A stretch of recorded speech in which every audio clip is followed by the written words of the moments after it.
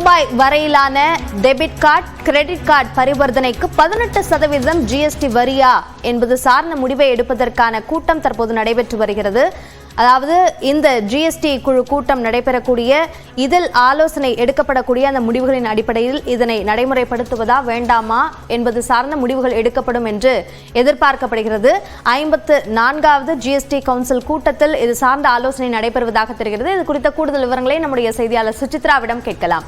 சுசித்ரா, இப்போ இந்த 54வது GST council கூட்டத்தில் என்னென்ன முக்கியமான முடிவுகள், இப்போ குறிப்பா இந்த 18% ஜிஎஸ்டி சார்ந்த முடிவுகள் இதில் எடுக்கப்படுமா?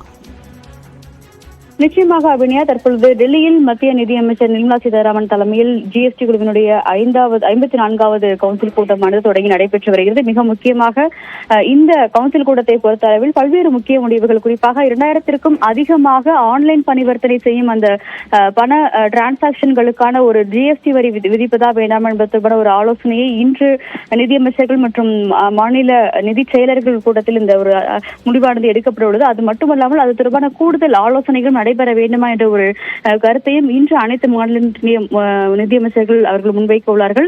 அது மட்டுமல்லாமல் ஏர்லைன்களுக்கு, குறிப்பாக வெளிநாட்டு விமான நிறுவனங்கள் இந்தியாவில் தலைமை அலுவலகம் தொடங்கும் பொழுது அவர்களுக்கான அந்த வரி விதிப்பு என்பது எவ்வாறு இருக்க வேண்டும், அதை குறைப்பதா வேண்டாமா, ஏற்கனவே 18% வரி என்பது அவர்களுக்கு இருக்கும் பட்சத்தில் அதனை குறைப்பதா வேண்டாமா என்பது தொடர்பான ஒரு ஆலோசனையும் இன்றைய கூட்டத்தில் முக்கிய முடிவாக எடுக்கப்பட்டுள்ளது. அது மட்டுமல்லாமல் இந்தியாவினுடைய சுகாதாரத்துறைக்கான ஒரு பல்வேறு முடிவுகள் இன்று அறிவிக்கப்படும் என எதிர்பார்க்கப்படுகிறது. குறிப்பாக இன்சூரன்ஸ் பிரீமியம் அதனுடைய அந்த வரி விதிப்பு என்பது தற்போது 18% இருக்கும் நிலையில் அதனை குறைப்பதற்கான ஒரு பரிந்துரையை ஏற்கனவே பிட்மென்ட் கமிட்டியானது ஜிஎஸ்டி கவுன்சிலுக்கு வழங்கியிருந்த நிலையில் அதன் மீதான முடிவும் இன்றைய இந்த ஆலோசனை கூட்டத்திற்கு பிறகு வெளியாகும் என்று எதிர்பார்ப்பு எழுப்பப்படுகிறது. பல்வேறு முக்கிய முடிவுகள் அதிகாரப்பூர்வமாக அறிவிக்கப்படும் என்று எதிர்பார்க்கப்படும் நிலையில் அதன் தொடர்பான அந்த ஆலோசனை என்று தற்போது டெல்லியில் தொடங்கி நடைபெற்று வருகிறது.